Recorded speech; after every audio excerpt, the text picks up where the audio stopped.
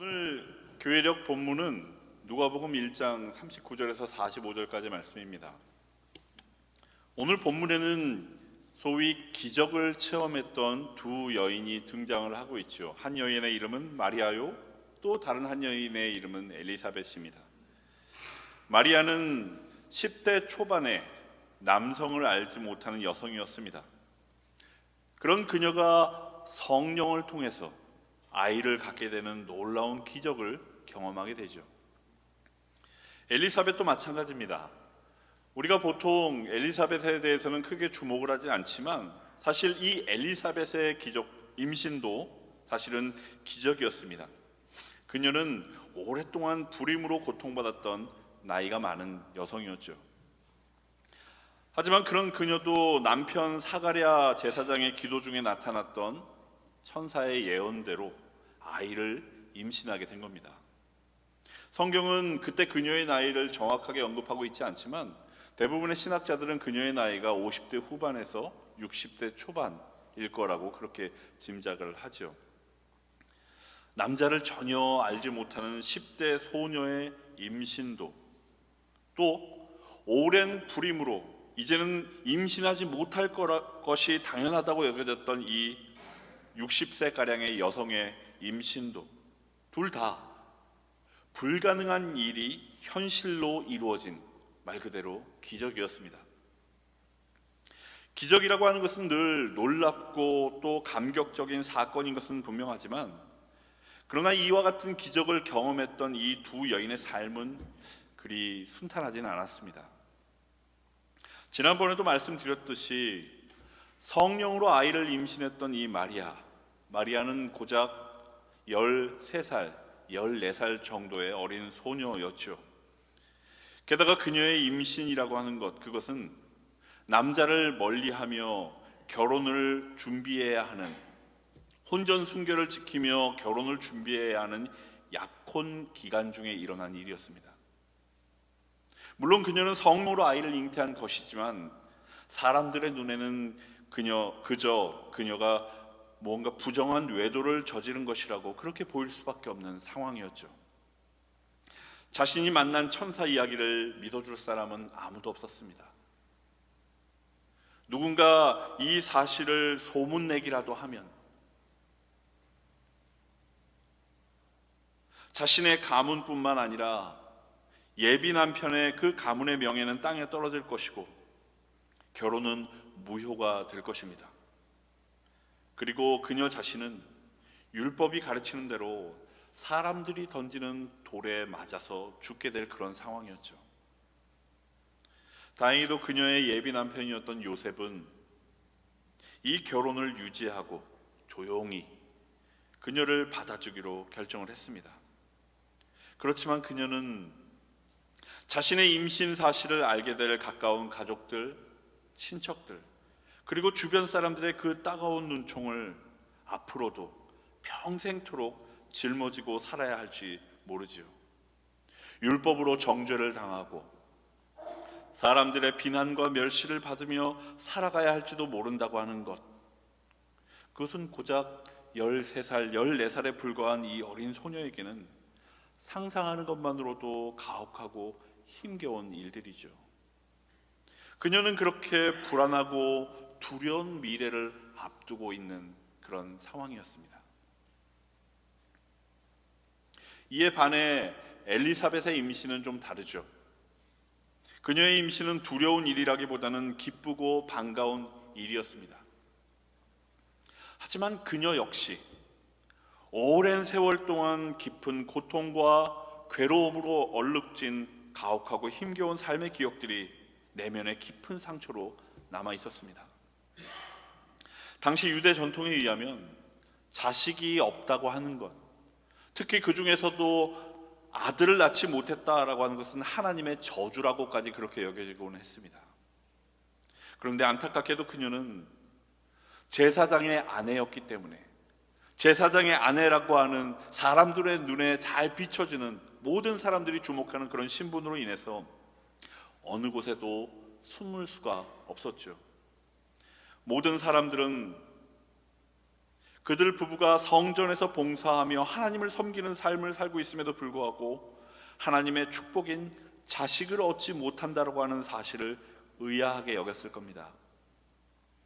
그렇기에 불임이 지속되었던 지난 수십 년의 시간 동안 이 엘리사벳은 매일같이 주변 사람들의 따가운 시선과 수군거림 속에 살아야 했을 겁니다. 도대체 저 여자는 무슨 죄가 있길래 하나님께서 자식을 주지 않으시는 걸까? 도대체 저 여자에게 무슨 문제가 있길래 저토록 하나님의 저주를 받은 걸까?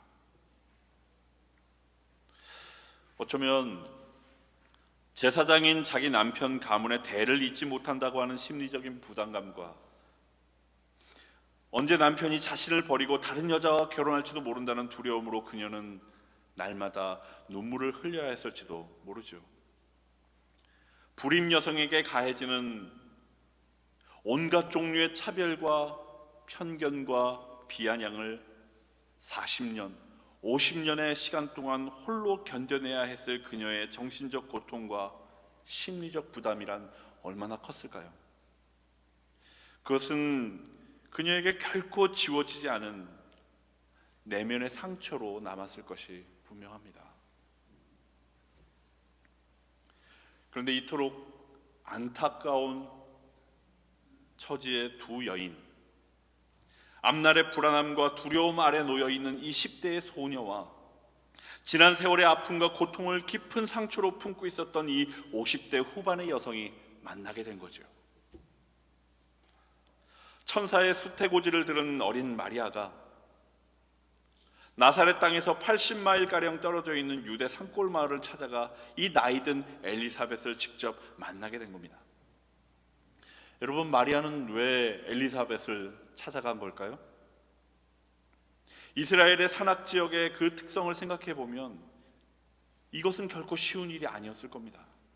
낮에는 뜨거운 더위가 있고 밤에는 매서운 추위를 견뎌야만 하는 그 먼 길을 마리아는 엘리사벳을 찾아간 거죠.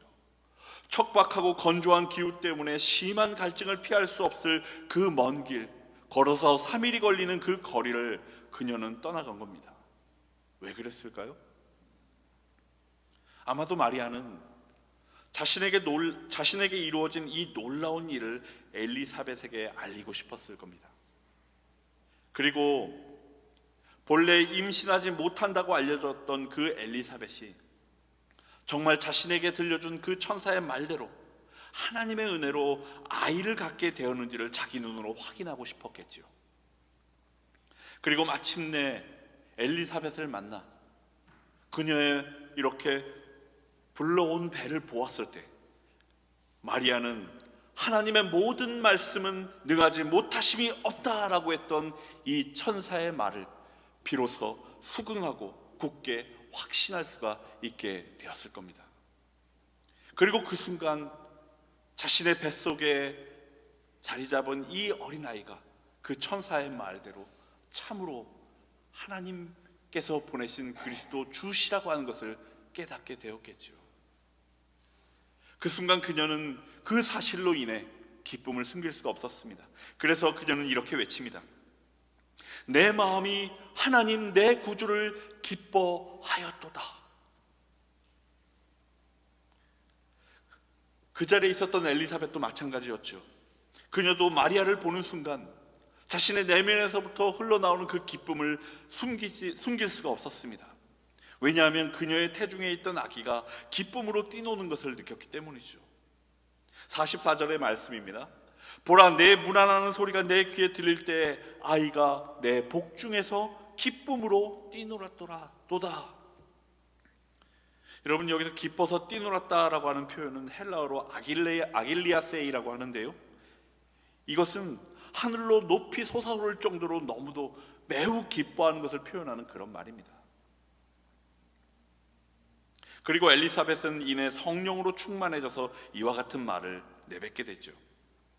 여자 중에 네가 복이 있으며 내 태중의 아이도 복이 있도다.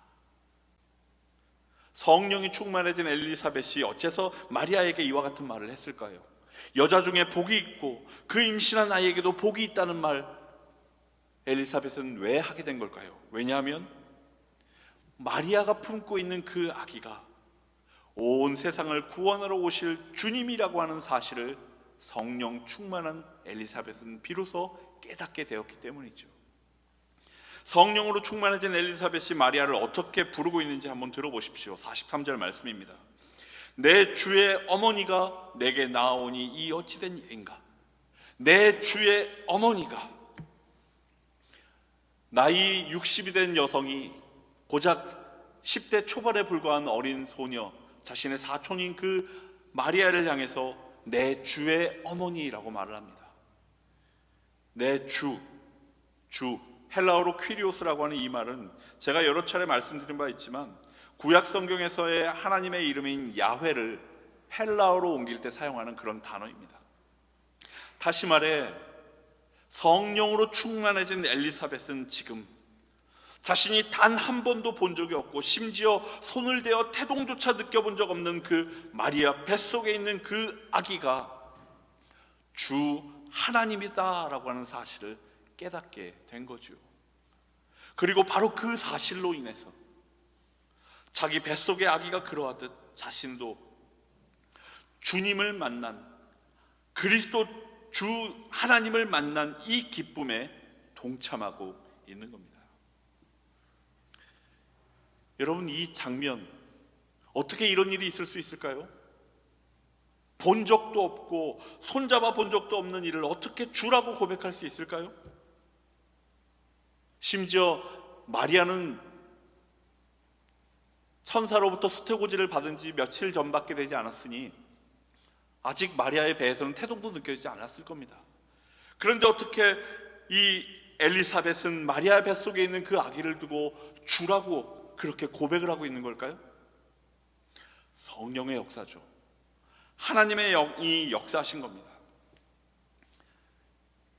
이곳에 앉아서 예배를 드리신 여러분들도 마찬가지지 않습니까? 여러분이 단 한 번도 본 적이 없는 그 아기, 2000년 전 예루살렘의 어느 마구간에서 태어난 그 아기를 어떻게 주라고 고백하실 수 있습니까? 어떻게 여러분들은 단 한 번도 본 적 없는 그 아기의 탄생을 기뻐하며 매년 성탄절을 이렇게 기쁘게 맞이하실 수 있는 건가요? 이것이 어떻게 가능할까요? 성령님이 일하시기 때문이죠. 하나님의 영이 그 사랑하는 자들에게 믿음을 주시기 때문입니다. 성탄의 기쁨이라고 하는 것은 그렇기에 비단 예수님이 태어나신 그날 그 밤 베들레헴의 특정한 장소에서만 존재하는 것이 아닙니다. 그 아기가, 그분이 우리의 주 하나님이시다라고 하는 것을 믿게 되는 곳이라면 그 어디라도 이 성탄의 기쁨은 존재하죠. 혼전 임신이라고 하는 멍에를 짊어진 채 세상의 편견과 비방을 마주해야 할 10대의 어린 소녀와 평생을 불임으로 인해 숱한 고통과 아픔의 기억을 짊어진 채 살아왔을 상처 입은 이 중년의 여인은 자신들이 짊어진 그 삶의 버거운 무게와 상처에도 불구하고 주 하나님으로 인해 이렇듯 기뻐하며 감격하고 서로 축하와 위로를 나눌 수가 있게 된 겁니다. 어쩌면 이 두 여인이 경험했던, 이 두 여인에게 임했던 진짜 기적이라고 하는 것은 누가 보아도 불가능해 보였던 그들의 임신이 이루어진 것이 아닐지도 모릅니다. 그녀들에게 임했던 진짜 기적은 누가 보아도 도저히 기뻐할 수 없었던 처지에 살고 있던 그들이 주 하나님, 아기 예수 그리스도 그분으로 인하여 서로 마주하며 웃을 수 있게 된 것, 이것이 진짜 기적일지도 모르죠. 서로를 격려하고 위로할 만큼 자신들의 상황을 이겨낼 내적인 힘을 갖게 되었다고 하는 것, 이것이야말로 그녀들이 경험했던 진짜 기적인지도 모릅니다. 비록 아직 세상에 태어나지도 않았지만 이 아기가 진짜 자신들에게 찾아온 주님이시고 그래서 그 주님이 지금 우리와 함께 하고 계시다고 하는 것을 깨달을 때에만 경험할 수 있는 진짜 기적 말입니다. 여러분, 우리가 기념해야 할 진정한 성탄은 이와 같은 기적을 경험하는 일이어야 할 줄로 믿습니다.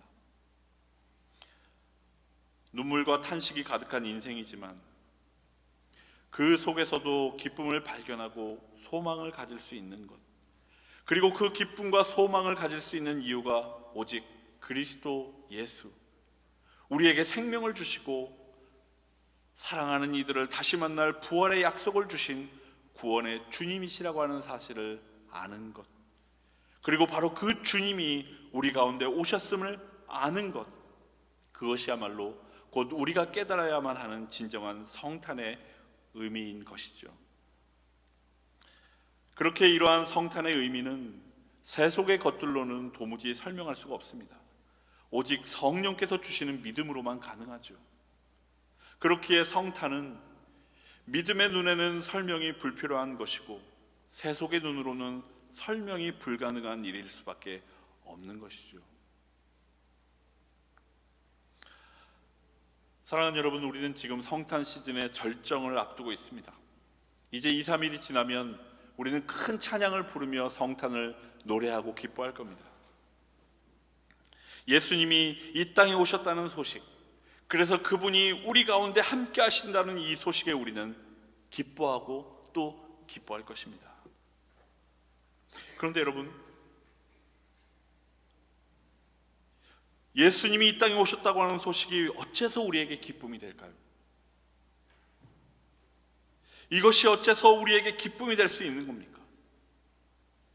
정작 우리의 삶에는 아무런 변화도 없고 새로울 것도 없는데 도대체 뭐가 기쁘기에 우리는 그렇게 기쁨의 노래를 부르는 걸까요? 여러분, 우리가 성탄의 시즌을 맞아서 우리의 마음을 기쁘게 하는, 우리가 느끼는 그 기쁨에 영향을 미칠 만한 모든 외적인 환경이나 조건들을 하나씩 여러분들의 머리에서 한번 지워보시기 바랍니다. 신나는 캐롤을 여러분들의 머리에서 지워보십시오. 특별한 예배가 없다고 생각해 보십시오.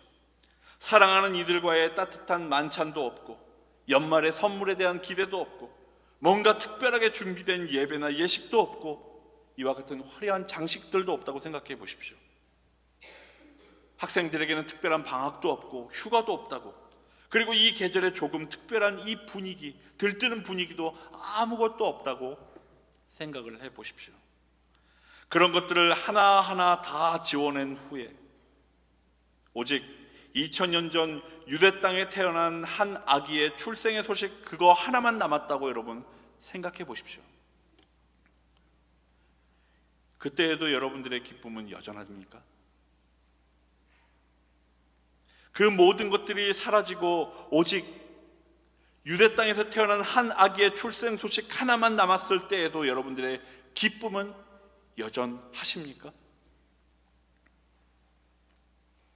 사실 2000년 전 예수 탄생의 사건은 조금 전 우리가 하나씩 제하였던 모든 외적인 조건들, 즉 우리의 감정이나 반응에 영향을 미치는 모든 조건들이 전혀 없는 상태에서 일어난 일이었습니다. 아니, 오히려 조금도 기쁨을 이야기할 수 있을 만한 조건이 아무것도 없는, 기쁨을 이야기할 수 없을 만한 악조건 속에서 벌어진 사건이 바로 예수 탄생의 이야기지요. 언젠가도 말씀드렸듯이 여러 예술작품이나 영화나 TV쇼 등에서는 예수님의 탄생 장면을 뭔가 성스럽고 특별하고 아름다운 분위기로 그려내고는 하지만 실제로는 전혀 그렇지 않았다는 얘기입니다. 머물 곳을 찾지 못한 가난한 젊은 부부, 만삭의 아내가 불결하고 차가운 동물의 우리에서 아이를 낳습니다. 아이를 씻길 따뜻한 물도, 산모를 돌볼 산파도 없습니다. 여기저기 떨어져 있는 가축의 분뇨와 오물 냄새 가득한 곳에서 이루어진 막막하기 그지없고 애처로운 출산의 장면이 펼쳐집니다. 출산으로 지친 엄마는 자기 몸을 가눌 새도 없이 갓 태어난 이 아기가 찬바람을 맞을까 서둘러 그의 몸을 거친 천으로 감쌉니다. 그리고는 오래된 여물과 가축의 침 냄새로 범벅이 되어 있는 구유 위에 그 아이를 눕히지요. 불결하고 처량하며 차갑기만 한 이 장면이 바로 실제 성탄의 장면입니다. 화려한 장식도, 멋진 음악도, 따뜻한 음식도 없습니다. 누가 보아도 이 장면에서는 기쁨이라고 하는 것을 찾아보기가 힘들 뿐이죠. 그런데 조금의 기쁨도 찾을 수 없을 것만 같은 그토록 초라하고 안타까운 장면 속에서도 진정한 기쁨을 발견했던 사람들이 있었습니다. 들에서 양을 치던 목자들과 동방에서 온 박사들이었죠. 천사의 말을 듣고 베들레헴으로 찾아와 구유에 놓여있는 아기를 보았던 목자들은 마국간의 그 초라한 상황이나 더러운 구유에 놓여있는 그 연약한 아기의 모습에 실망하지 않았습니다. 오히려 그들은 그 아기야말로 온 세상에 구원의 기쁜 소식을 전하실 그리스도 주이심을 깨달으며 하나님께 영광을 돌리며 기쁨의 찬송을 올려드렸다고 누가복음 1장 20절은 우리에게 들려주고 있죠. 동방에서 왔던 그 박사들 역시 아기 예수가 화려한 왕궁이나 귀족의 저택이 아닌 분뇨 냄새가 가득한 동물들의 우리에서 태어난 것을 보고 낙심하지 않았습니다. 그들은 자신들의 눈에 보이는 환경이나 상황 때문에 주눅이 들거나 자신들의 믿음을 의심하지도 않았습니다. 대신에 자신들이 따라왔던 그 별이 아기가 놓인 곳 위에 머무는 것을 보고 구유에 놓여있는 이 작디 작은 아기야말로 구세주 하나님이심을 믿고 기뻐하고 기뻐하였다라고 마태복음 2장 10절은 우리에게 들려주고 있죠. 그런데 여러분, 오늘날 우리가 성탄 시즌을 통해서 느끼고 있는 그 기쁨이라고 하는 것, 그것은 과연 그날 밤 그들이 가졌던 것과 같은 그런 기쁨일까요? 지금 우리가 예배드리는 이곳이 초라하고 더럽기 그지없는 가축의 우리였다고 하여도 우리는 여전히 주님의 나심으로 인해서 기뻐할 수 있을까요? 따뜻한 힐링이 되어지고 아름다운 찬양 소리가 들려오는 이 예배당이 아니라 찬바람이 숭숭 들어오고 동물의 울음소리만이 들려오는 그 척박한 곳이다 할지라도 여전히 우리는 예수 탄생을 기뻐할 수 있을까요? 자신의 처지나 형편과 상관없이 그 힘겨운 삶과는 상관없이 오직 주 되신 그리스도로 인해서 기뻐할 수 있었던 그 마리아와 엘리사벳의 기쁨은 과연 오늘날 우리가 성탄의 계절을 맞이하여 느끼는 그 기쁨과 같은 것일까요?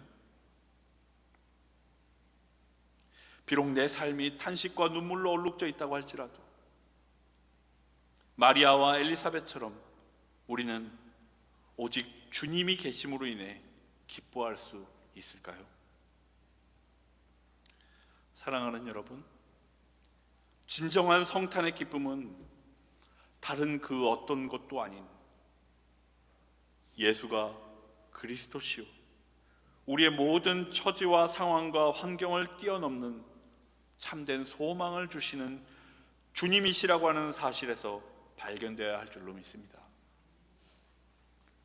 아직 태어나지도 않은 마리아 태중의 그 아기에 불과할지라도 이 아기는 이 세상의 모든 슬픔과 아픔을 위로하실 그리스도시요 주 하나님이십니다.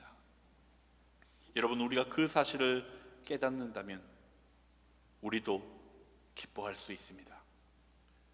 우리가 그 사실을 깨닫는다면 그 어떤 상황과 환경이 아니라 그 척박하고 더럽고 불결한 그 동물의 우리에서 태어나셨던 그 작은 아기가 우리에게 참된 소망을 주시는 하나님이시라고 하는 것을 진정으로 깨닫는다면 우리는 마리아와 엘리사벳의 기쁨과 동방박사와 목자들의 기쁨에 참여할 수가 있습니다. 그리고 바로 그와 같은 기쁨이 있는 그곳에 우리 주님은 우리와 함께 하실 것입니다. 그러한 기쁨을 회복하는 여러분이 되시기를 바랍니다. 그러한 기쁨이 넘치는 우리 교회가 되기를 진정으로 소망합니다. 사랑하는 여러분, 주님께서 우리에게 오셨습니다. 메리 크리스마스. 우리 함께 인사할까요? 메리 크리스마스. 우리 함께 기도하시겠습니다.